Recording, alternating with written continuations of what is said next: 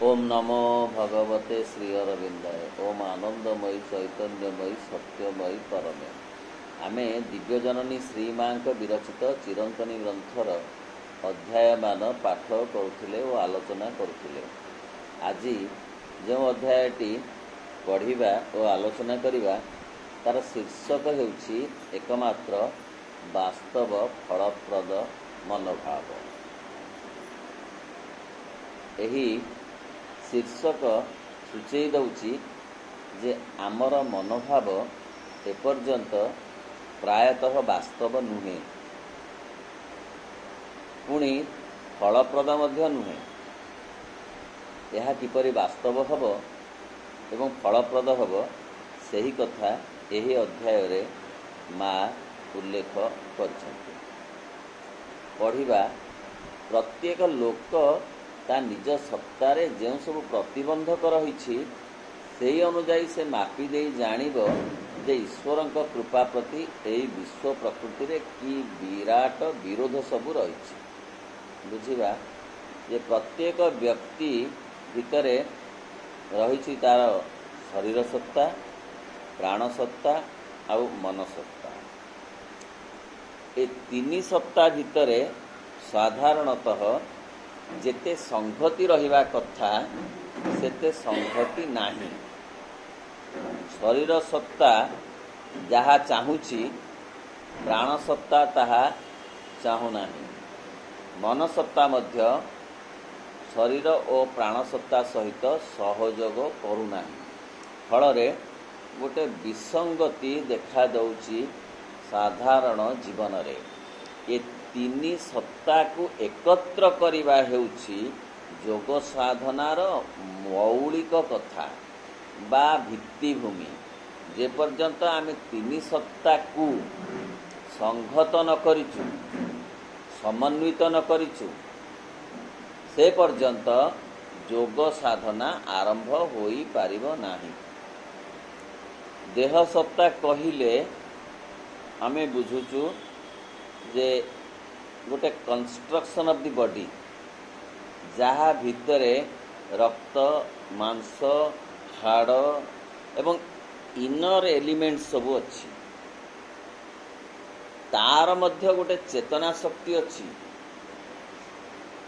तार मध्य किछि अनुभव शक्ति अच्छी शरीरर। प्राण कहिले आमे बुझुचु किछि फीलिंग्स, किछि अनुभव करिवार, ठंडा गरम को अनुभव करिवार शक्ति ता भितरे अछि। ता सहित तार मध्य अछि उत्साह, आग्रह, उद्दीपना, एगुड़ाक पुलक, ये सब प्राण शक्तिर प्रतीक। मन कहिले जो सत्ताटी तार एलिमेंट सब होची कल्पना, भावना, परसेप्शन, आम जहाँ कह ग्रहणशीलता एवं उपस्थापना,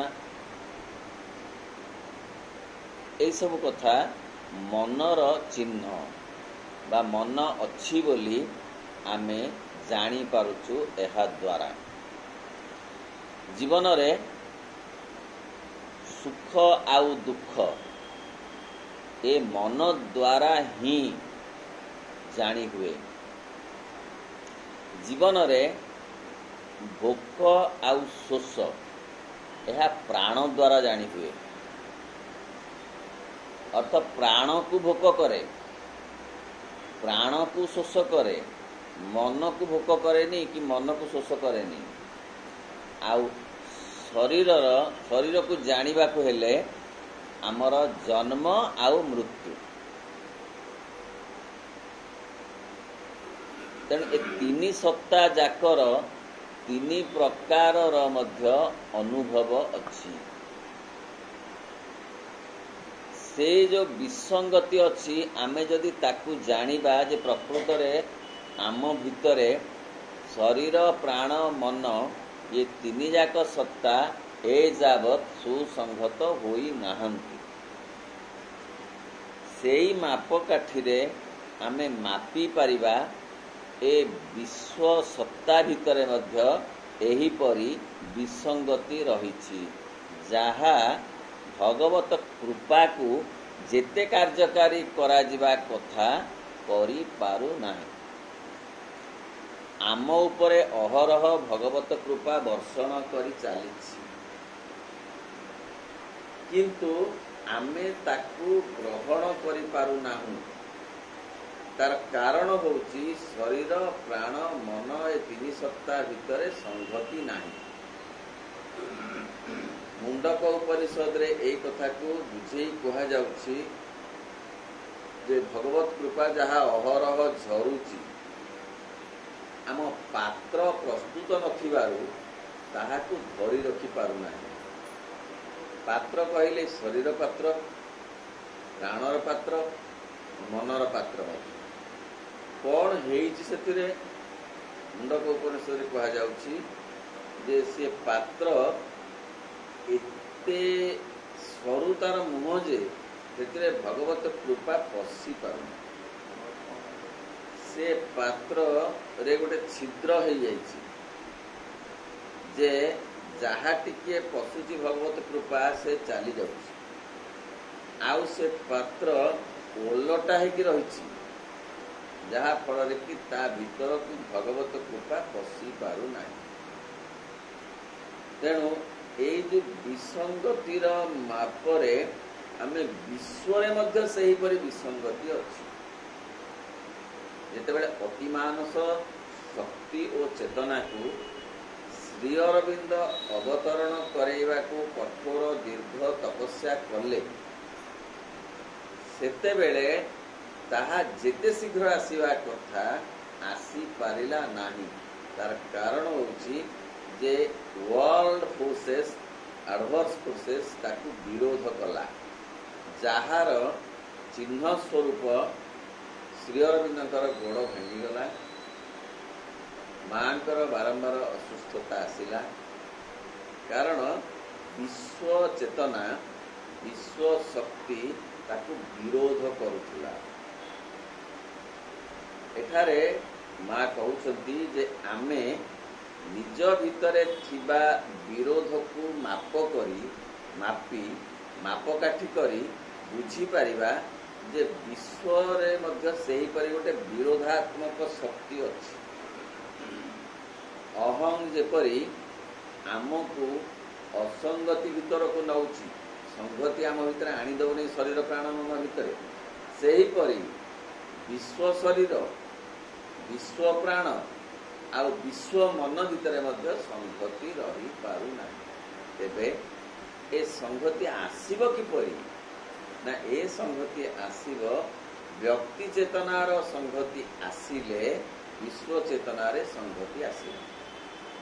व्यक्ति चेतनार संगति आनिबा हेउछि व्यक्तिर आग्रह बा व्यक्तिर क्रियाशीलता जोथि पाए कि कहा जाउछि जे तमे जदि पृथ्वी रे शांति चाह ताले निज भितरे आग शांति प्रतिष्ठा कर तार प्रभाव रे विश्व शांति आसीबो।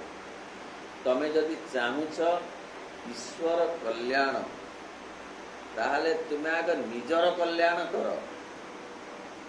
निजर कल्याण माने स्वार्थ अहं कथा पड़ी नाही आत्म कल्याण कर तार माध्यम रे विश्व कल्याण संभव होब। कारण व्यक्ति हेउछि विश्वर एक एकक जोथि पाई कि सावित्री महाकाव्य रे श्री अरविंद कहले one man's perfection can save the whole world. जणे लोक जदि सर्वांगीन भाव रे संपूर्ण भाव रे होई जीव प्रस्तुत कि शुद्ध ताहले ए पृथ्वी सुरक्षित हब आउ ए पृथ्वीर वातावरण मध्य बदली जीव।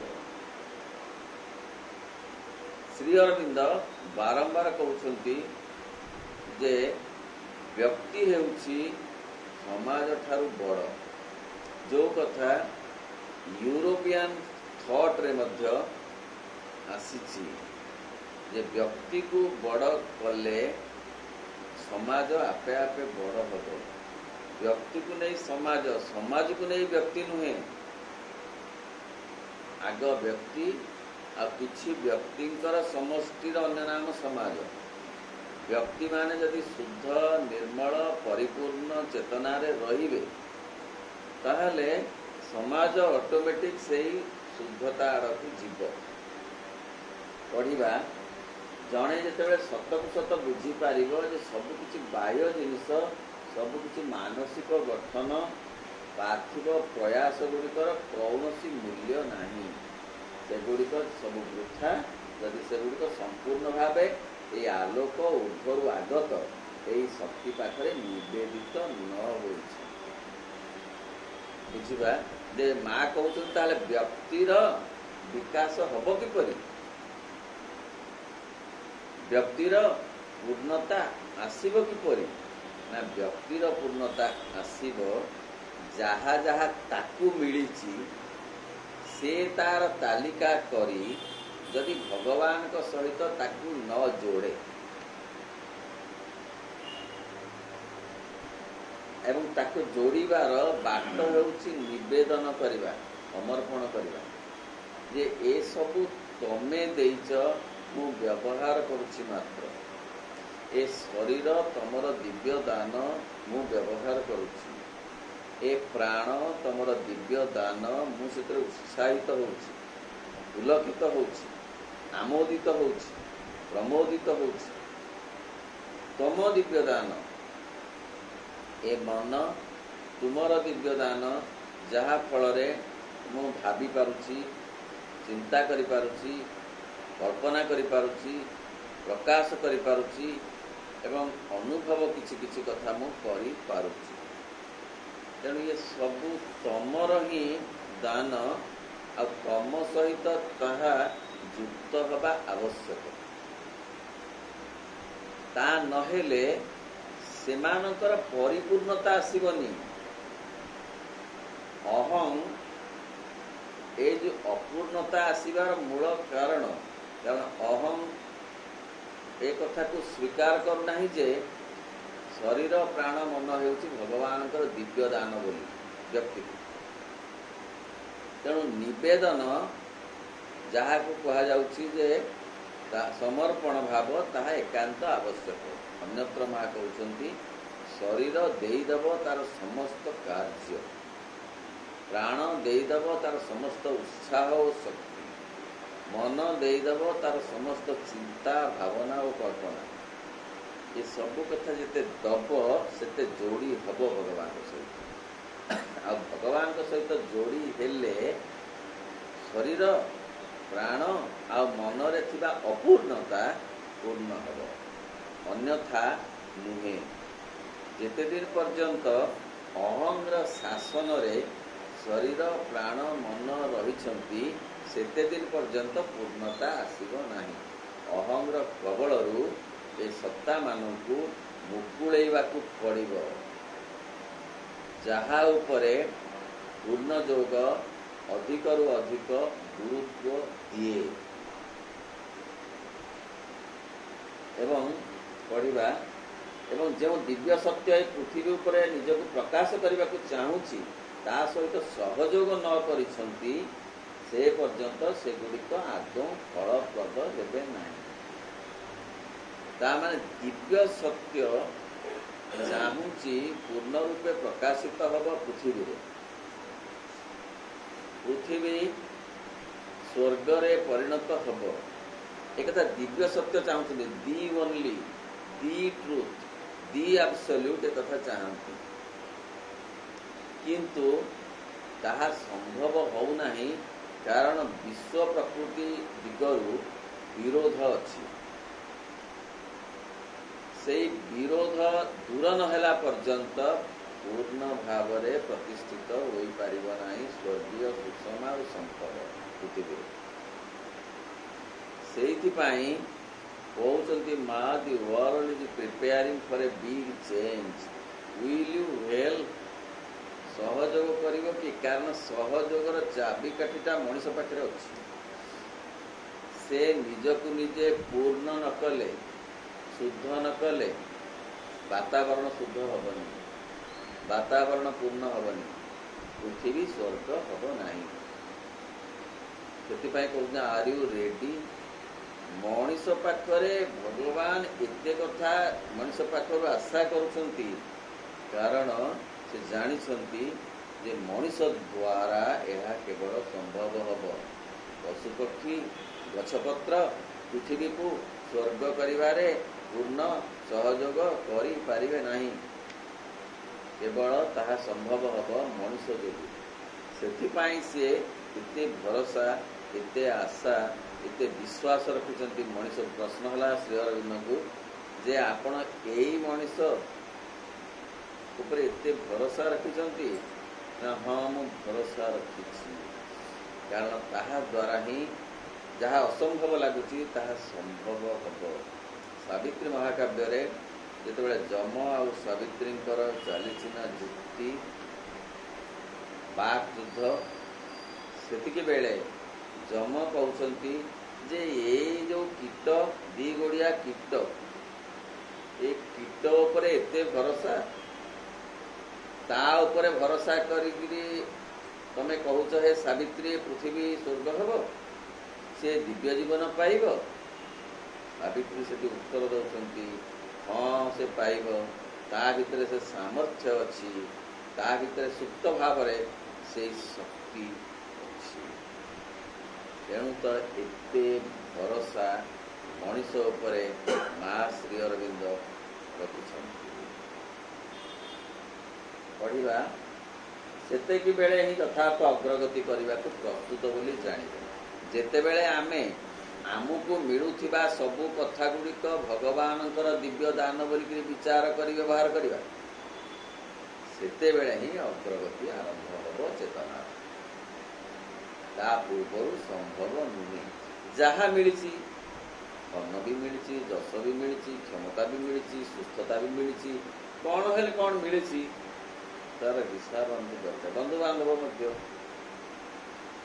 ଯେଉଁ କଥା କହୁଛନ୍ତି ନା, ମଧୁସୂଦନ ରାଓ ଭାରି ସୁନ୍ଦର ଭାବରେ କହୁଛନ୍ତି, ଜନକ ଜନନୀ ସୁତ ସୁତା ଯାୟାଧବ, ସହୋଦର ସହୋଦରା ଆତ୍ମୀୟ ବାନ୍ଧବ, ପ୍ରଭୁ ଏ ସର୍ବ ସମ୍ପଦ, ତୋର ଦୟା ନିଦର୍ଶନ ଆହେ ଆଦି କନ୍ଦ। ତୁମେ ଦୟା କରି ମୋତେ ସବୁ ଦେଇଛ, ଦାନ କରିଛ ମୋତେ ବ୍ୟବହାର କରିବାକୁ, ତେଣୁ ମୁଁ ତୁମ ପାଖରେ କୃତଜ୍ଞ। କୃତଜ୍ଞତା ପ୍ରକାଶ କରିବାର ବଡ଼ ମାଧ୍ୟମ ହେଉଛି ଆତ୍ମସମର୍ପଣ। ପ୍ରଭୁ ପରମ ଶରଣ, ଏ ଜୀବନ ଶ୍ରୀଚରଣେ କଲି ସମର୍ପଣ, ପ୍ରଭୁ ପରମ ଶରଣ। ଏଇ ହେଉଛି ସମର୍ପଣର ମୌଳିକ ମନ୍ତ୍ର। ସବୁ ତମର, ସବୁ ତମର, ମୋର ନୁହେଁ, ମୁଁ ନିମିତ୍ତ ମାତ୍ର, ବ୍ୟବହାର କରୁଛି ତମେ ଦେଇଥିବା ଚେତନା, ତମେ ଦେଇଥିବା ବସ୍ତୁ, ତେଣୁ ତମେ ଏସବୁର ମାଲିକ, ମୁଁ ନୁହେଁ। ପଢ଼ିବା, ସୁତରାଂ ଏକମାତ୍ର ବାସ୍ତବ ଫଳପ୍ରଦ ମନୋଭାବ ହେଲା ସମ୍ପୂର୍ଣ୍ଣ ଭାବେ, ସମଗ୍ର ଭାବେ, ଉତ୍ସାହ ସହକାରେ ଆମର ସତ୍ତାକୁ ସେ ଉର୍ଦ୍ଧ୍ୱସ୍ଥ ଶକ୍ତି ପାଖରେ ସମର୍ପଣ କରିବା। ତେଣୁ ବର୍ତ୍ତମାନ ମଣିଷର ଯାହା କର୍ତ୍ତବ୍ୟ, ସିଏ ଯେଉଁଥିପାଇଁ ଆସିଛି, ସେ ଆସିଛି ସେଇ ଭଗବତ୍ ଚେତନାକୁ ନିଜର ଶରୀର ପ୍ରାଣ ମନରେ ପ୍ରକଟ କରିବାକୁ ଚେଷ୍ଟା କରିବା ପାଇଁ, ଯେଉଁଟା ଆଜିର ସମାଜରେ ଏକାନ୍ତ ଏକାନ୍ତ ଏକାନ୍ତ ଅବିଶ୍ୱାସଜନକ ହେଇଯାଇଛି। ଅହଂ ଏତେ ପ୍ରବଳ ଯେ ଏ କଥା ଶୁଣିବାର ସୁଯୋଗ ମଧ୍ୟ ଦେଉନାହିଁ। ଶୁଣିଲେ ବୃଥା ବୋଲି ଭାବୁଛି, ଅସମ୍ଭବ ବୋଲି ଭାବୁଛି, ଅସ୍ୱାଭାବିକ ବୋଲି ଭାବୁଛି, ଯେ ନା ନା ଅହଂ ବଡ଼। ଅହଂକୁ ସେ ଶବ୍ଦରେ ଚିହ୍ନୁ କି ନ ଚିହ୍ନୁ, ତା ଜାଗାରେ ମୁଁକୁ ରଖିଛି। ମୁଁ ବଡ଼, ମୁଁ ଧନୀ, କ୍ଷମତା ଅଛି, ମୋତେ ଯଶ ମିଳିଛି, ମୁଁ ବଡ଼ ଚାକିରି କରିଛି, ମୁଁ ବଡ଼ ଘର କରିଛି, ଏ ମୁଁଟା ଅହଂର ଚିହ୍ନ ବା ଅହଂର ଏ ହେଉଛି ଅସଲ ପ୍ରମାଣ। ଯେତେ ପର୍ଯ୍ୟନ୍ତ ଏଇ ମୁଁଟା ନ ଯାଇଛି ସେତେ ପର୍ଯ୍ୟନ୍ତ ଚେତନା ବଢ଼ିବ ନାହିଁ, ଅର୍ଥାତ୍ ଭଗବାନଙ୍କ ଆଡ଼କୁ ଯିବା ସମ୍ଭବ ହେବ ନାହିଁ। ଆମ ମନରେ ପ୍ରଶ୍ନ ଆସିବ ଯେ ଆମର କ'ଣ ଭଗବାନଙ୍କ ଆଡ଼କୁ ଯିବା ନିହାତି ଦରକାର, ନଗଲେ କ'ଣ ଚଳିବ ନାହିଁ? ଉତ୍ତର ହେଉଛି ଚଳିବ ନାହିଁ। ନଦୀ କେବଳ ସମୁଦ୍ର ଆଡ଼କୁ ଯିବ ହିଁ ଯିବ, ନହେଲେ ଚଳିବ ନାହିଁ। ନଦୀ ବଞ୍ଚିପାରିବ ନାହିଁ। ଆଉ ଯଦି ନଦୀକୁ ବଞ୍ଚେଇ ଦିଆଯାଏ, ସମୁଦ୍ର ଅଭିମୁଖୀ ନ କରେ, ତାହେଲେ ସିଏ ପଙ୍କ ପୋଖରୀ ହେଇଯିବ, ପଚିଯିବ। ଠିକ୍ ନା? ସେହିପରି ଯଦି ଭଗବାନଙ୍କ ଆଡ଼କୁ ମଣିଷ ନ ଯାଏ ତାହେଲେ ପଚିଯିବ, ସଢ଼ିଯିବ। ଜନ୍ମ ଜନ୍ମ ଧରି ସେ ଅହଂର ଜାଲରେ ଗୁଡ଼େଇ ହେଇ କାମନା ବାସନାର ଜାଲରେ ସେ ଗୁଡ଼େଇ ହେଇ ପଚି ସଢ଼ିଯିବ। ଆଉ ପଚି ସଢ଼ିଯିବା ଜୀବନର ଭବିତବ୍ୟ ନୁହେଁ। ଯେଉଁଥିପାଇଁ କି କୁହାଯାଉଛି ଯେ ତମେ ନିଜକୁ ପ୍ରସ୍ତୁତ କର ଭଗବାନଙ୍କ ଆଡ଼କୁ ଯିବାକୁ, ନହେଲେ କ୍ରାସିଂ ସର୍କମଷ୍ଟାନ୍ସେସ୍ ଆସିବ। କାରଣ ମଣିଷ ଗୋଟେ ଇଣ୍ଟରମିଡ଼ିଏଟାରୀ ବିଙ୍ଗ, ସିଏ ଏମିତି ରହିପାରିବନି ସିଡ଼ିରେ। ତାକୁ ଏକ ତଳକୁ ଓହ୍ଲେଇ ଆସିବାକୁ ପଡ଼ିବ, ନହେଲେ ଉପରକୁ ଉଠିବାକୁ ପଡ଼ିବ। ଯଦି ସେ ଜିଦ୍ କରେ ଯେ ମୁଁ ଏଇ ସିଡ଼ିରେ ହିଁ ଘର କରିବି, ମୁଁ ଏଇ ସିଡ଼ିରେ ରହିବି, ଏଇଠି ଆଧିପତ୍ୟ ବିସ୍ତାର କରିବି, ତାହେଲେ ତାକୁ ଠେଲି ଦିଆଯିବ, ଆଉ ସେ ମୁହଁ ମାଡ଼ି ପଡ଼ିବ। ତେଣୁ ତା ପୂର୍ବରୁ ଡେଲିବରେଟଲି କୋଲାବରେଟ୍ କର ଉପରକୁ ଯିବାକୁ। କାରଣ ଉପରକୁ ଯିବାକୁ ଭଗବାନ ହାତ ବଢ଼େଇଛନ୍ତି। ତମେ ହାତ ବଢ଼େଇଲେ ସେ ନେବେ। ଯଦି ହାତ ନ ବଢ଼େଇବ ଆଉ ଜିଦ୍ କରିବ ଯେ ମୁଁ ହାତ ବଢ଼େଇବିନି, ଯେଉଁଠି ଅଛି ମୁଁ ସେଇଠି ଅଛି, ତାହେଲେ ତମକୁ ଠେଲି ଦିଆଯିବ। ପ୍ରସ୍ତୁତ ଥାଅ ସେଥିପାଇଁ ବୋଲି କୁହାଯାଇଛି। ପଢ଼ିବା ସମଗ୍ର ଉତ୍ସାହ ସହକାରେ ଆମର ସତରେ ସେ ଉର୍ଦ୍ଧ୍ୱସ୍ଥ ଶକ୍ତି ପାଖରେ ସମର୍ପଣ କରିବା। ସମର୍ପଣ ହେଉଛି ପୂର୍ଣ୍ଣ ଯୋଗର ମୌଳିକ କଥା କେବଳ ନୁହେଁ, ସମସ୍ତ ଯୋଗର ମଧ୍ୟ ତାହା। ପ୍ରାଚୀନ ଯୋଗରେ ମଧ୍ୟ ସେ ସମର୍ପଣ କଥା ଅଛି। ଶ୍ରବଣଂ କୀର୍ତ୍ତନଂ ବିଷ୍ଣୁ ସ୍ମରଣଂ ପଦସେବନଂ ଅର୍ଚ୍ଚନଂ ବନ୍ଦନଂ ଦାସ୍ୟଂ ସଖ୍ୟଂ ଆତ୍ମନିବେଦନଂ। ନବଧା ଭକ୍ତି ଭିତରେ ତାହା ମଧ୍ୟ କୁହାଯାଇଛି ଯେ କଳି ଯୁଗରେ ସବୁଠୁ ମୂଳ ପାହାଚଟା କ'ଣ ନା ଶ୍ରବଣ। ତାପରେ ଶ୍ରବଣଂ କୀର୍ତ୍ତନଂ, ତାଙ୍କର କୀର୍ତ୍ତି ଗୁଡ଼ାକୁ ଶୁଣିଲା ପରେ ତାକୁ ବିଚାର କରିବା, ମନନ କରିବା। ଶ୍ରବଣଂ କୀର୍ତ୍ତନ ବିଷ୍ଣୁ ସ୍ମରଣ କରିବା ସବୁବେଳେ ତାଙ୍କୁ, ଏବଂ ତାଙ୍କ ପାଦ ସେବା କରିବା, ତାଙ୍କୁ ବନ୍ଦନା କରିବା, ତାଙ୍କ ସହିତ ଏକାତ୍ମ ହେବାକୁ ପ୍ରୟାସ କରିବା, ସର୍ବୋପରି ତାଙ୍କଠାରେ ଆତ୍ମସମର୍ପଣ କରିବା। ତମର ଇଚ୍ଛା ପୂର୍ଣ୍ଣ ହଉ, ଲେଟ୍ ଦାଇ ୱିଲ୍ ବି ଡନ୍, ଯାହା ମା କହନ୍ତି, ନଟ୍ ମାଇନ୍। ତେଣୁ ଭଗବାନ ଏକ ଆବଶ୍ୟକତା, ଭଗବାନ ଏକ ଅଧିକ କଥା ନୁହନ୍ତି, କିନ୍ତୁ ଅହଂ ତାହା ବୁଝେଇ ଦିଏ ନାହିଁ। ଅହଂ ସେ କଥାକୁ ଜଣେଇ ଦିଏ ନାହିଁ, ବରଂ କହେ ଯେ ଭଗବାନ ଏକ ଅଧିକା କଥା। ସମ୍ଭବ ହେଲେ ତାଙ୍କ ସହିତ ଜଣେ ଯୁକ୍ତ ହେଇପାରେ, ନହେଲେ ନାହିଁ। ବାସ୍ତବରେ ଭଗବତ୍ତା ଏପରି ଆବଶ୍ୟକତା ଯେ ଯାହାର ବିକଳ୍ପ ନାହିଁ। କାରଣ ଯେଉଁଠୁ ଯେଉଁ ସୋର୍ସରୁ ଯିଏ ଆସିଥାଏ, ସେଇ ସୋର୍ସରୁ ସେ ଯିବାକୁ ଚାହୁଁଥାଏ, ତାହା ହିଁ ତାହାର ମୌଳିକ ଧର୍ମ। ସୂର୍ଯ୍ୟଙ୍କ ଠାରୁ ଅଗ୍ନି ଆସିଛି ବୋଲି ଅଗ୍ନି ଊର୍ଦ୍ଧ୍ୱମୁଖୀ ହୁଏ। ସମୁଦ୍ରରୁ ଜଳ ଆସିଛି ବୋଲି, ନଦୀ ଆସିଛି ବୋଲି ନଦୀ ନିମ୍ନମୁଖୀ ହୁଏ। ସେହିପରି ପରମାତ୍ମାଙ୍କ ଠାରୁ ଆତ୍ମା ଆସିଛି ବୋଲି, ଚୈତ ସତ୍ତା ଆସିଛି ବୋଲି ସେ ଅହରହ ଚାହୁଁଛି ତାଙ୍କ ଆଡ଼କୁ ଯିବାକୁ। ତାକୁ କିନ୍ତୁ ସହଯୋଗ ମିଳୁନାହିଁ। ଶରୀର ପ୍ରାଣ ମନ ତାକୁ ଯେତେ ସହଯୋଗ କରିବା କଥା କରୁନାହାନ୍ତି, ତାର କାରଣ ହେଉଛି ଯେ ଅହଂର ଶାସନରେ ଶରୀର ପ୍ରାଣ ମନ ରହୁଛନ୍ତି। ସେମାନଙ୍କ ଶାସନରୁ ତାକୁ ମୁକ୍ତ ନ କଲେ ଆଦୌ ଅଗ୍ରଗତି ହେବ ନାହିଁ କି ଭଗବାନଙ୍କ ଆଡ଼କୁ ଯିବା ସମ୍ଭବ ହେବ ନାହିଁ। ପଢ଼ିବା, ତୁମେ ଯେତେବେଳେ ତୁମର ଆନ୍ତରସତ୍ତା ପାଖରେ ନିଜକୁ ଖୋଲି ଧର, ସେତେବେଳେ ହିଁ ତୁମେ ସେଇ ଉଚ୍ଚତର ଜୀବନର ପ୍ରାଥମିକ ସ୍ୱାଦ ପାଇବ। ବୁଝିବା, ଆନ୍ତରସତ୍ତା କହିଲେ ଆମର ଚୈତ୍ୟ ସତ୍ତା। ଚୈତ୍ୟ ସତ୍ତାର ଆବିଷ୍କାର କରିବାକୁ ଆମେ ଆସିଛୁ। ଯିଏ ଯେତେ ଶୀଘ୍ର ଏ ଦିଗରେ ଧ୍ୟାନ ଦେଲା କି ଏ ଦିଗରେ ତାର ମନ ଦେଲା, ସେତେ ଶୀଘ୍ର ସେ ଚେତନାରେ ଅଗ୍ରଗତି କରିପାରିବ। ତାହେଲେ ଆନ୍ତରସତ୍ତା ପାଖକୁ ଏମ୍ ଅଫ୍ ଦି ଲାଇଫ୍ ମା କହୁଛନ୍ତି is to discover the divine, to realise the divine and to manifest the divine. ଏଇଥିପାଇଁ କି ଜୀବନ ଦିଆଯାଇଛି ମଣିଷକୁ। ସିଏ କେମିତି ଡିସ୍କଭର କରିବ ତା ଉପରେ ନିର୍ଭର କରେ। ଯତ ମତ ତତ ତତ୍ଵ। ସେ ଧ୍ୟାନ ଦ୍ୱାରା କରିବ କି ମନନ ଦ୍ୱାରା କରିବ କି ପଠନ ଦ୍ୱାରା କରିବ କି ନାମ ଜପ ଦ୍ୱାରା କରିବ, କିନ୍ତୁ ତାକୁ ନିଶ୍ଚିତ ଭାବରେ ଡିସ୍କଭର କରିବାକୁ ପଡ଼ିବ। ଡିସ୍କଭର ତ ଗୋଟେ ଜନ୍ମରେ ହେବନି। ଡିସ୍କଭର ଯେ କରାଯାଏ, କେମିତି କରାଯାଏ?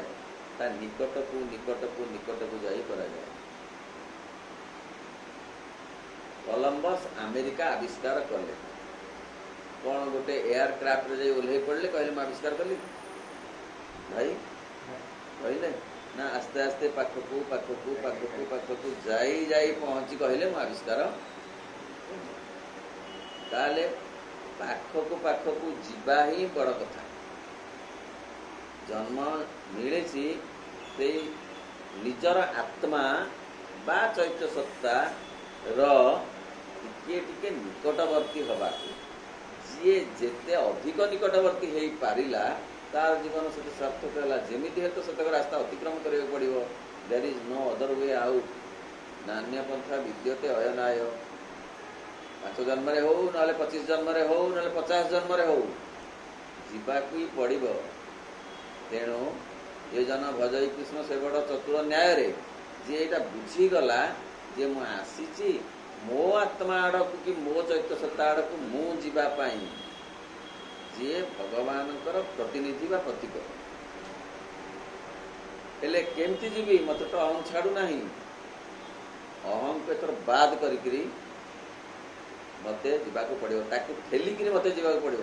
ତାକୁ ଅତିକ୍ରମ କରି ମୋତେ ଯିବାକୁ ପଡ଼ିବ। କାରଣ ବୁଝିଗଲିଣି ଯେ ସେଇ ହିଁ ମୋତେ ଛାଡ଼ୁନାହିଁ। ଆଉ ମୁଁ ଭାବୁଛି ଯେ ବୋଧେ ଏଇ ଆଇଁଷ ମୋତେ ଛାଡ଼ୁନାହିଁ। ଭାଇ ହସିଲେ। ଏଇ ଗୋଟାକ ଛାଡ଼ିଦେଲେ ମୁଁ ଭଗବାନଙ୍କ ଆଡ଼କୁ ଯାଇପାରିବି। ମୋତେ ବୋଧେ ଏଇ ଧନ ଛାଡ଼ୁନାହିଁ। ମୁଁ ନିର୍ଧନ ହେଇଗଲେ, ମୁଁ ଯଦି ଗରିବ ହେଇଯିବି, ତାହେଲେ ଭଗବାନଙ୍କ ଆଡ଼କୁ ଯାଇପାରିବି। ମୋତେ ଏଇ ସମାଜ ସଂସାର ଛାଡ଼ୁନାହିଁ। ମୁଁ ଯଦି ୟାକୁ ବାଦ କରିଦେବି, ପଳେଇଯିବି ହିମାଳୟ, ତାହେଲେ ମୋତେ ଭଗବାନଙ୍କ ନିକଟବର୍ତ୍ତୀ ମୁଁ ହେଇପାରିବି। ପୂର୍ଣ୍ଣଯୋଗ ଏକଥା କହୁନାହିଁ। ପୂର୍ଣ୍ଣଯୋଗ କହୁଛି ଯେ ଏମାନେ ବାଧକ ନୁହନ୍ତି। ଏମାନଙ୍କ ସହିତ ଗୋଟେ ଅହଂ ଯୁକ୍ତ ହେଇକିରି ଅଛି, ଯିଏ ବାଧା ସୃଷ୍ଟି କରୁଛି। ଧନ ବାଧା ସୃଷ୍ଟି କରୁନି, ଗର୍ଭଭାବ ବାଧା ସୃଷ୍ଟି କରୁଛି, ଧନ ଜନିତ। ବନ୍ଧୁବାନ୍ଧବ ବାଧା ସୃଷ୍ଟି କରୁନାହାନ୍ତି। ବନ୍ଧୁବାନ୍ଧବ ମୋର ଅଛନ୍ତି ବୋଲି ଯେଉଁ ଗର୍ଭଭାବଟି ଆସୁଛି, ସେଇ ଗର୍ଭଭାବଟି ବାଟ ଛାଡ଼ୁନାହିଁ ଭଗବାନଙ୍କ ଆଡ଼କୁ ଯିବାକୁ। କ୍ଷମତା ଜମାରୁ ଗୋଳମାଲ କରୁନାହିଁ। କ୍ଷମତା ଜନିତ ଯେଉଁ ଗର୍ଭଭାବଟି ଅଛି, ସେଇ ହିଁ ଆମକୁ ବାଧା ଦଉଛି ଆମ ଆତ୍ମା ଆଡ଼କୁ ଯିବା ପାଇଁ। जो कथा रवीन्द्रनाथ कहले जे निज पाखे जाई निजे पहुँचवा सबुठारु बेसी दूर, सबुठारु कष्ट निज लेखा गीते निजे सजेଇବା सुर। तेणु निज पाखक निजा जावाटा सबुठु दूर आ कष्टकर कथा, किंतु ताहा अन्य बाट नाही। दिने ना दिने आत्मा को आविष्कार करने को पड़िबो। मनीष जीवनर आउ अन्य लक्ष्य नाही। तेणु से कहते आंतर सत्तार जी आम निकटवर्ती हवा से स्वाद अनुभव हम। कौन स्वाद? जीवन स्वाद। वर्तमान जीवन स्वाद नहीं, अस्वाद को स्वाद बोली आम भावुचु। कहगला उपनिषद रे जे ओट नाग फेणी कंटा खाइला न्याय। न्यायटी कौन ना ओट कौन करे मरुभूमि किसी पाए नहीं, सी नाग फेणी कंटा को चोबाए आ से कंटा गुड़ाक तार जीभरे आ तार जो पार्टी रे जो फुटी जाए रक्त बाहर आ से रक्त गुड़ाक सी शोषिक भावे जे नाग फेणी कंटार रस गुड़ाक बाहर। वर्तमान मनुष्यर अवस्था से अहम कबल पड़े।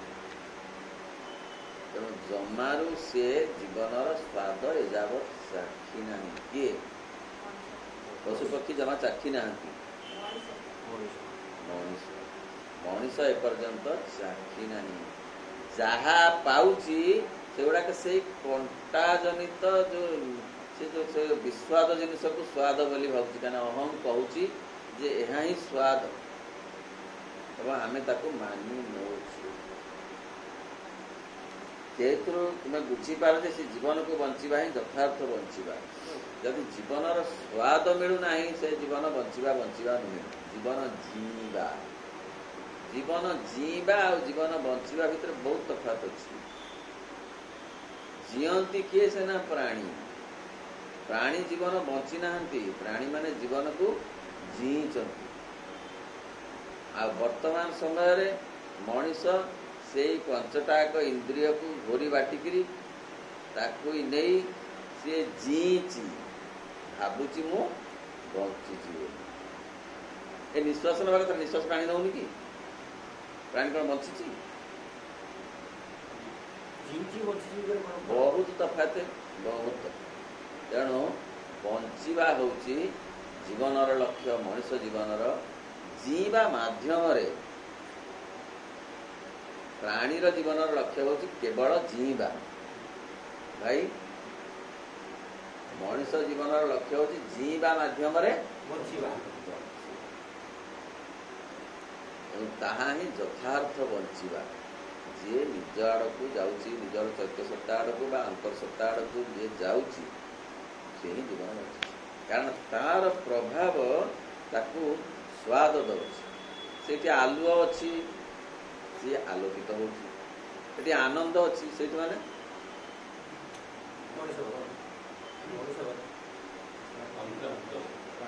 चैत्य सत्ता पाखरे कि आत्मा पाखरे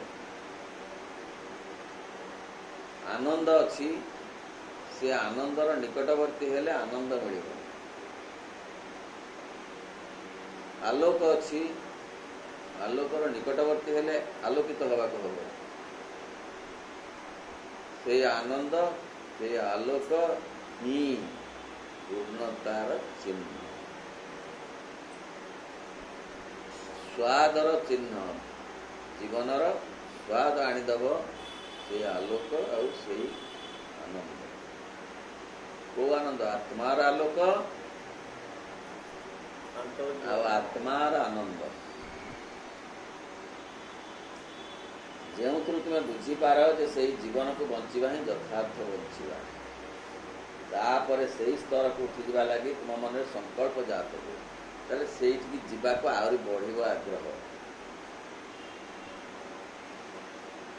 थरे जी पाई ना से आत्मार निकटवर्ती हबार आलोक आनंद को से आहरी आहरी अधिक चाहिए। कारण तार अनुभव स्वतंत्र,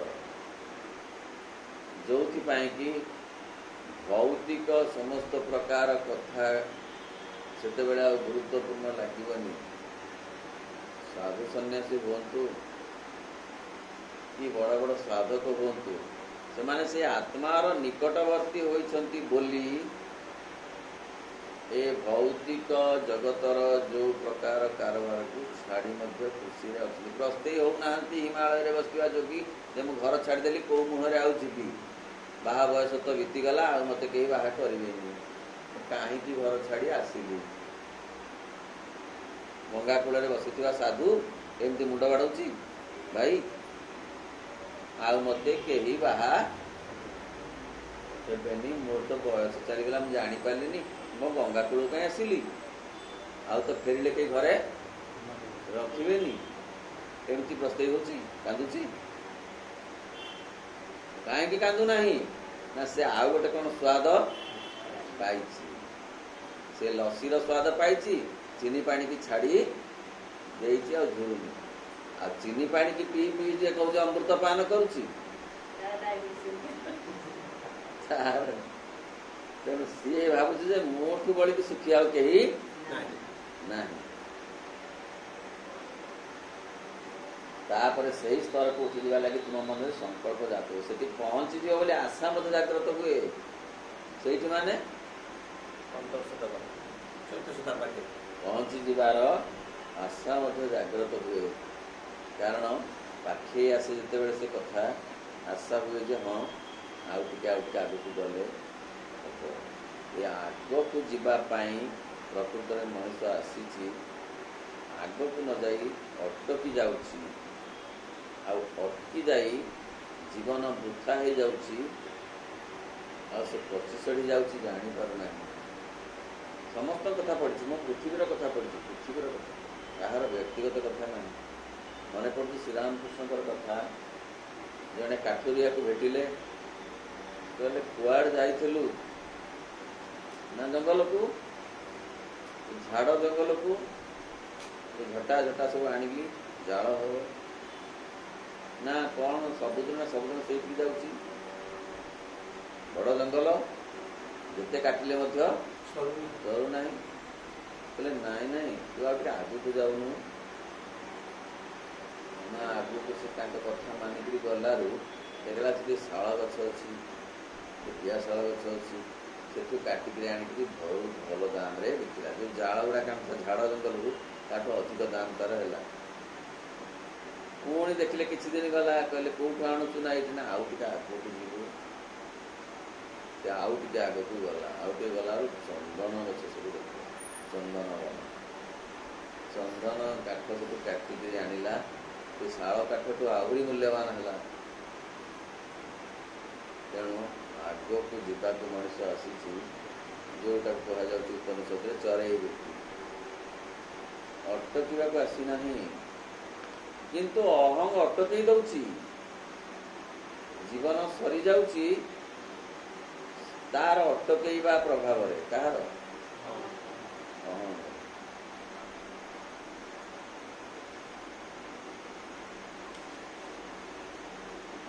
पहुँचे तुम पढ़ा तुम मन रे भरोसा आसे जे हाँ यह संभव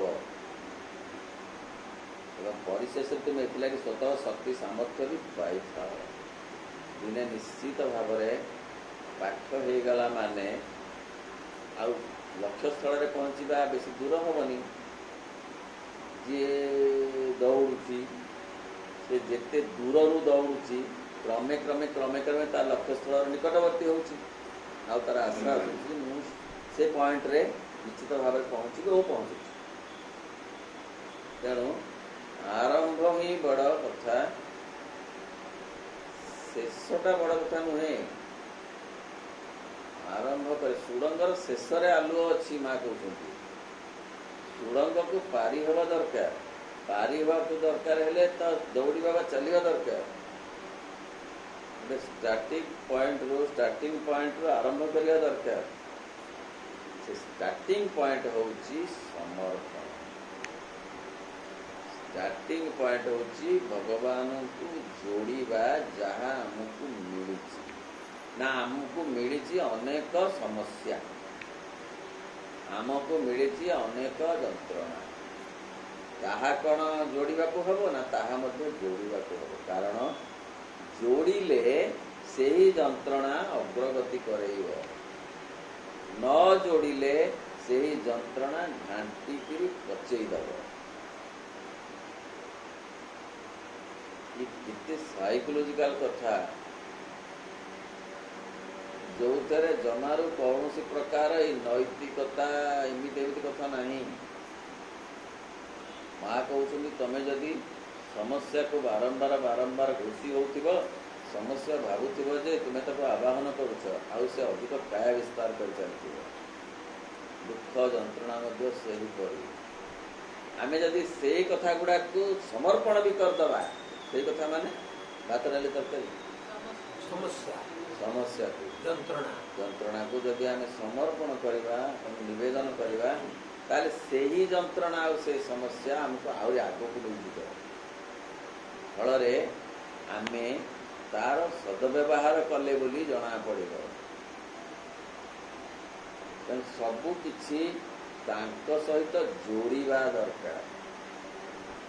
ଯୋଡ଼ିଲେ ଏକ ପ୍ରକାରର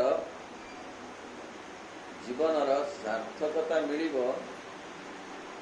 ହଠାତ୍ ନହେଲେ ମଧ୍ୟ ଟିକିଏ ପରେ। କାରଣ ମା କହୁଛନ୍ତି ଅପେକ୍ଷାର ଅନ୍ୟ ନାମ ତପସ୍ୟା। ଖାଲି ଦିନେ ଯୋଡ଼ିଦେଲେ, ଘଣ୍ଟେ ଯୋଡ଼ିଦେଲେ, 5 ମିନିଟ୍ ଯୋଡ଼ିଦେଲେ ଭଗବାନଙ୍କ ସାଙ୍ଗରେ ପୂର୍ଣ୍ଣତା ଆସିବ ନାହିଁ। ଅଭ୍ୟାସ ବାରମ୍ବାର କହିଲେ। ଶ୍ରୀମଦ୍ ଭଗବତ ଗୀତାରେ ବି ସେଇଟା ଶ୍ରୀକୃଷ୍ଣ କହୁଥିଲେ ଅର୍ଜୁନଙ୍କୁ ଯେ ଅଭ୍ୟାସ କଲେ ଯୋଗ ସାଧନା ହେବ।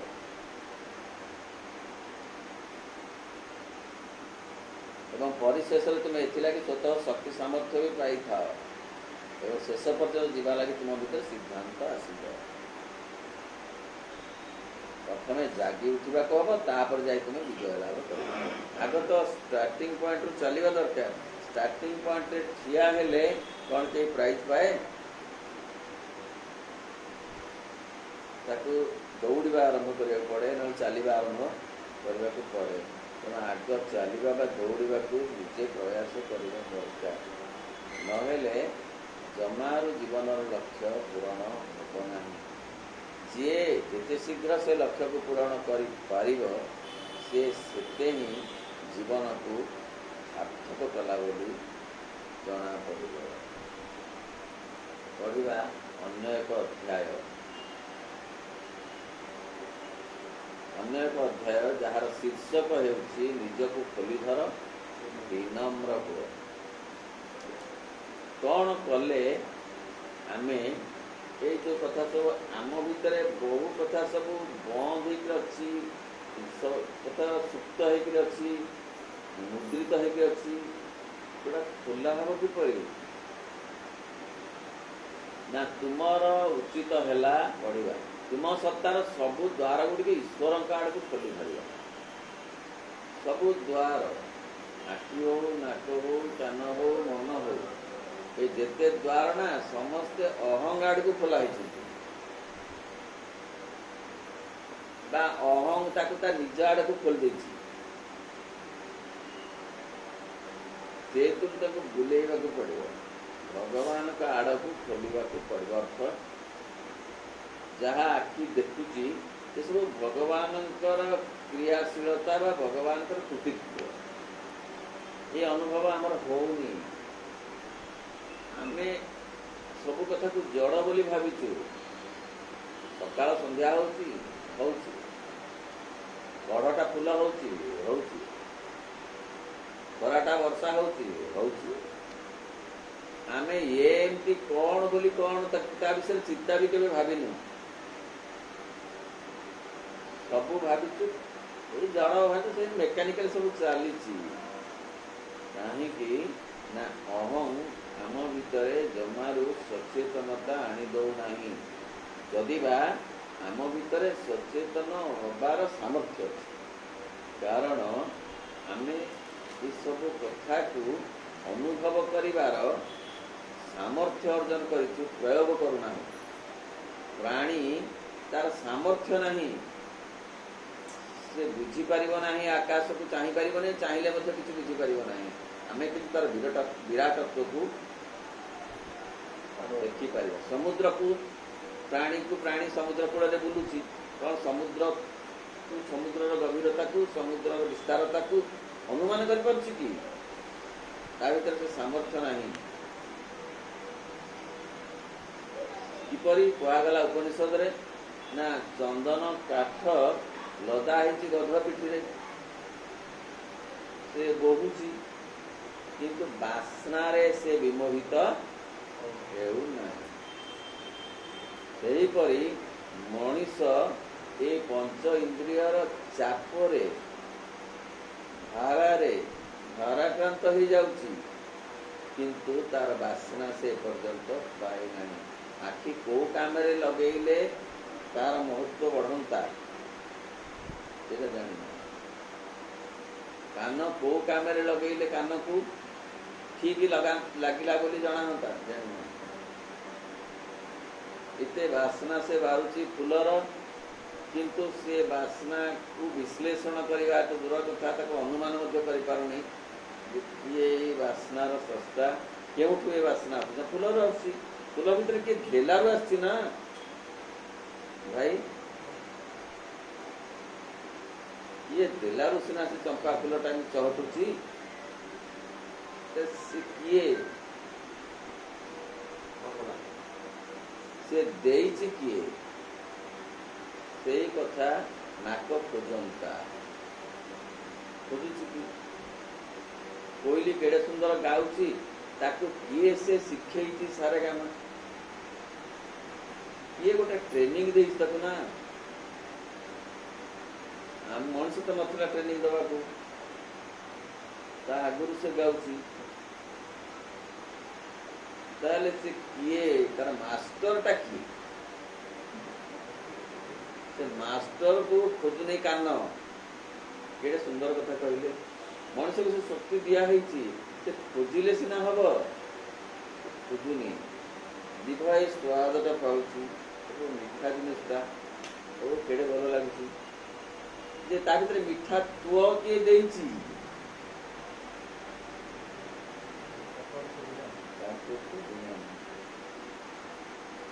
ताकू खोजिले प्रकृत में खोजा आरंभ हो। प्राचीन जुगरे ये पांचटा एक इंद्रिय गोलमालर कारण बोली ताकू नष्ट कर दियंती। पूर्ण जुगरे एमाने सहयोगी बोली ताकू गुरुत्व दियंती श्रेय बुझीगला। श्रीअरविंद कहती एमाने सहयोगी हेबे किसी देखिबेनी कहे आखि फुटई दबा ये पूर्ण जुगर काम नुह। किसी शुणिबेनी कान एमती दीप देकर जीवा आसवा करेंगे ये पूर्ण जुगर काम नुहे। पूर्ण जुगर काम हूँ सबू कथा गुड़ाक सदव्यवहार करवा तार उत्स जो जो कथा गुड़ाकर प्रति इंद्रिय सहित संपर्कित ताकू जो मुहूर्त तुम किसी लुचाई रखुच से तुम सीधा मिथ्या भीतर को चली जाऊ। तुम तरफ सामान्य किसी चापी रखार अर्थ हूँ तुमको संगे संगे अचेतना भीतर फसाई दिए। आम कौन करुचु असल सत्य को बेले बेले अनुमान कले आम अनुभव करने चेष्टा करूँ बर सब लुचई देचु। आमर बहु कथा आम भगवान सहित सत्य जोड़ूना जदि बा भगवान सर्वत्र अच्छी जो कथा कहला से गुरु कहले शिष्य को पक्षीटा को मारदी आस जो कहीं नथिले शिष्य गला और फेरी आसला कहला आज्ञा संभव है ना कारण जो गले देखिली जो भगवान अच्छा तेणु प्रकृति की मार संभव है। गुरु कहले ये शिष्य तू एथर मोर बड़ शिष्य होकर पदवी मंडन कर कहवार अर्थ जे भगवान एक अनुभव सी आमे किंतु तांको सहित जोगसूत्र रखुनु केते कथा लुचेई दउछु सत्य ना सत्य लुचेई दउ। आज क्या ठकी देलु कहूँ कि आज गोटे बेपारी सब केते अपमिश्रण करदेला ଲୋକଙ୍କର କେତେ କ୍ଷତି କଲା କହୁଛି କି ଯେ ପେଟ ବିକଳରେ ଏମିତି କରିଦେଇଛି ପ୍ରଭୁ, ଅପମିଶ୍ରଣ କରିଦେଇଛି ଜିନିଷରେ, ମୋତେ କ୍ଷମା କର, ଆଉ ମୁଁ କରିବି ନାହିଁ। ମୁଁ କେତେ ଲୋକଙ୍କର ଏତେ କ୍ଷତି କଲି କହୁଛି। ତେଣୁ ଜମାରୁ ସବୁ କଥା ଲୁଚେଇ ଦଉଛି। କହୁଛି କୋଉଟା ନା ଆଜି ଏତେ ଦାନ କଲି, ଆଜି 5 ବ୍ରାହ୍ମଣଙ୍କୁ ଖୁଆଇଲି,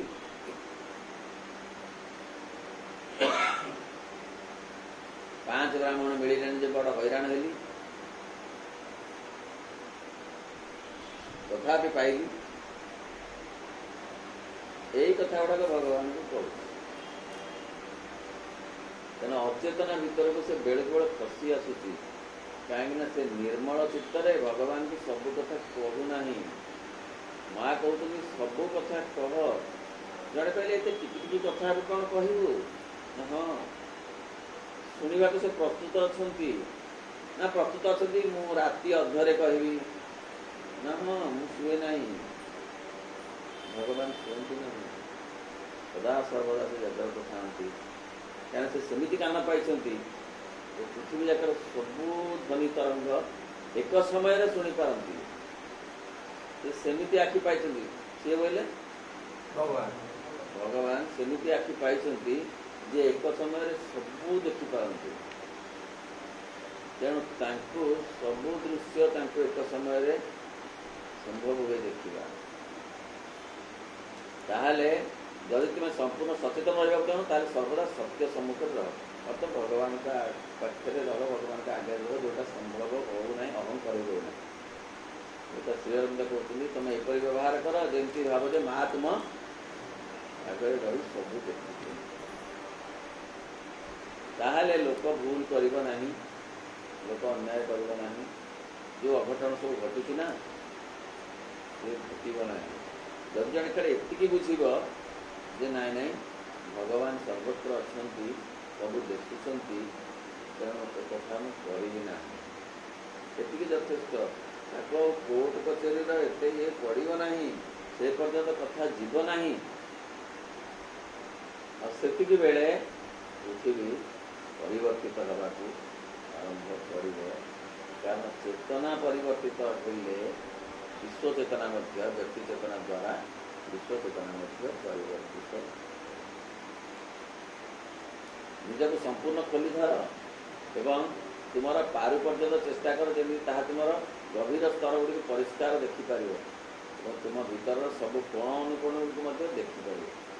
ତୁମେ ସେଭଳି ଭାବରେ ଗୋଟେ ଚେତନା ଚିନ୍ତାଧାରା ସୃଷ୍ଟି କର ଯେମିତିକା କି ତୁମ ଭିତରେ ଏକଦମ ଗୋଟେ ନିର୍ମଳ ହେଇଯିବ, ସ୍ୱଚ୍ଛ ଦର୍ପଣ ପରି ହେଇଯିବ, ଯେଉଁଥିରେ କି ସବୁ କଥା ଗୁଡ଼ିକ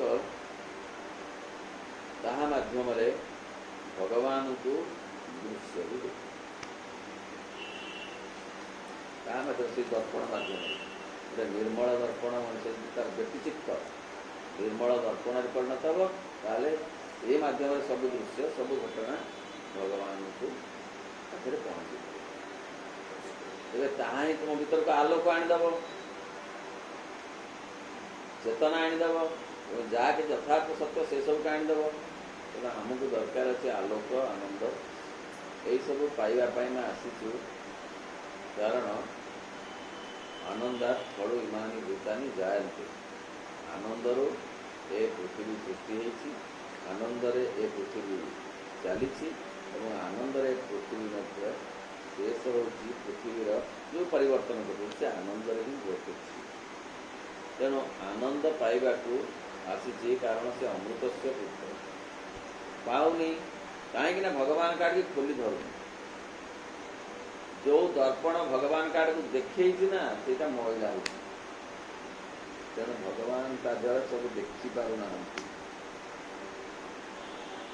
କେବଳ ତାହା ହିଁ ତୁମ ଭିତରକୁ ସମ୍ପୂର୍ଣ୍ଣ ନମନୀୟ। କ'ଣ ହେଲେ ଆମେ ଭଗବାନଙ୍କ ସହିତ ଯୋଡ଼ି ହୋଇ ରହିବା? ନା ଆଗ ଚକ୍ରରେ କହିଲେ ସମର୍ପଣ, ବର୍ତ୍ତମାନ କହିଲେ ସମର୍ପଣ କିପରି ଆସିବ? ନା ନମନୀୟ ହେଲେ ଆସିବ, ନମ୍ର ହେଲେ ଆସିବ। କାହା ପାଖରେ ନମ୍ର? ମଣିଷ ପାଖ କଥା ପଡ଼ିନି, भगवान के पाखरे नम्र हवा संपूर्ण नमनीय रह ता माने तुम कौन हेबा उचित और तुम्हें कौन होइछ ता भीतर दूरत्वटी को जानी रख केबे भी तुम से स्थूल दैहिक मनटी भाविबा को दियो नहीं जे ए सब जानी यदि से किसी जानी न सब जानता आत्मबड़ीमा एगुड़िक रखला माने जमारू नमनीयता आसवा और नमनीयता न आसले समर्पण हो जहाँ को आम कहूँ कृतज्ञता न आसला पर्यंत नमनीयता माने कौन कृतज्ञता तुम्हें केते मते देइछ हे प्रभु मु किछि पारिनी देई किछि देवी बोली भाविला बेलकु मन करे नाही तुम्हें देइछ एते कथा तुमको दवा कथा पड़िले मन कहूँ ना ना ना दवा एगुड़ाक तू तो बाहुबल अर्जन करिछु भगवान कौन दिया हब भगवान कौन करछंती कि मन जुक्ति करुच्ची आम ताको मानि नौ फल कौन होची ना आम कौन हवा उचित और कौन है गोटे दूरता रही आम कौन हो ना अहंग दास हवा उचित कौन ना अहं को अतिक्रमण कर प्रभु आम हेचु कौन धनर दास हवा कौन दरकार धनर प्रभु गरीब नुह भाई गरीब नुह आम जो कथार दास हेचु से कथार प्रभु हवा ताहले कृतज्ञता आसो तमें मत सब देच तुमर दान सब धन खाली नुहे म सब कथा क्षमता जस प्रतिष्ठा प्रशंसा सब कथा तुम्हें देच ये जो कृतज्ञता नमनीयता नमनीयता समर्पण करने को सुझाव द्वारा चेतना बढ़ भगवान काल को जीवा सहज हो मन केबे कहबनी स्थूल मन को मु सब जानी मु सब बुझी ओ यही कथा सब मु पढ़ी केतेटा वेद अच्छी ना वेद केते गुड़े अच्छी आ कौन ना आपण केते पढ़ते ना प्राय पढ़ी जाइए आउ कौन नुआ कथा अच्छी सब पढ़े ना भागवत भागवत टोटाल 5 थर सारी केते मोर है किसी हेनी एमती भावना किसी विनम्रता है पूर्ण हृदय तुम्हें निजक ईश्वर को देदबा कारण सी एत भल पाती जे माँ कहते भगवान मनीष को एत भल पाते तार सीमा ना मनीष किंतु भल पाई कारण तथापि सी ओढ़ना टाणी रहती अपेक्षा करते तिक्त विषाक्त दानव से उपचार प्रत्याख्यान है एत भल पाती मनीष को कारण से ताठारे अधिक संभावना देखी गोटे प्रबंध लिखी बहुत दिन तले सभा सान पुओ हूँ मनीष ना ताकि बेस गेला करते प्रथम संतान पत्थर माटी गोड़ी लपाती ताकू द्वितीय संतान गछपत्र तृतीय संतान पशु पक्षी चतुर्थ संतान गोड़ पोछा हो तापर आ आसी ना तेणु टे आदर बेसी सत हो पारे न हो पारे भावुची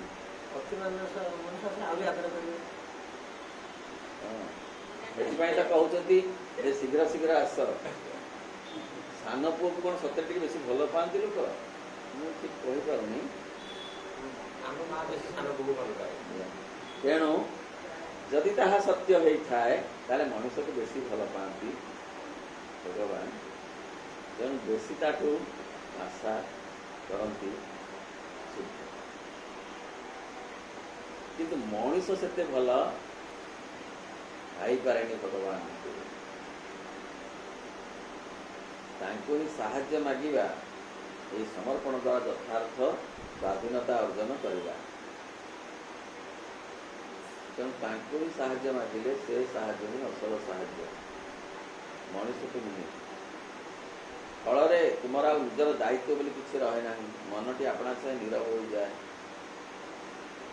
ତାଙ୍କ ଇଚ୍ଛା ପୂର୍ଣ୍ଣ ହେଉ, ସୁଖ ଦୁଃଖ ଭୋଗ ବେଦନା ଯାହା ଆସୁ ମୋ ପାଖେ ତୁମ ଦାନ ବୋଲି ଆଦରେ ନେବି ସେ ନ୍ୟାୟରେ ଯଦି ତାଙ୍କ ସାଙ୍ଗରେ ଯୋଡ଼ିବା, ଆଉ ଯାହା ସେ ଚାହିଁବେ ତାହା ହଉ। ମା କହୁଛନ୍ତି ଅନ୍ୟତ୍ର ଯାହା ହବାର ଥିଲା ତାହା ହେଲା, ଯାହା ଘଟିବାର ଥିଲା ତାହା ଘଟିଲା, ଯଦି ଘଟିବାର ନଥାନ୍ତା କେବେ ବି ଘଟିଲା। ଏତିକି ଯଦି ଆମେ ଧରି ରଖିପାରନ୍ତୁ, ପଢ଼ି ଦଉଛୁ, ଧରି ରଖିପାରିଲେ ଆମ ଦୁଃଖ ଯନ୍ତ୍ରଣା ଅଧିକ କମିଯାଏ। ଆମେ ଆମ ମାପେରେ ଆମ ଯନ୍ତ୍ରଣାକୁ ମାପୁ, ଅସୁବିଧାରେ ପଡ଼ୁଛୁ। କାହିଁକି ଘଟିଲା, କାହିଁକି ଘଟିଲା, କାହିଁକି ଘଟିଲା, କାହିଁକି ଘଟିଲା,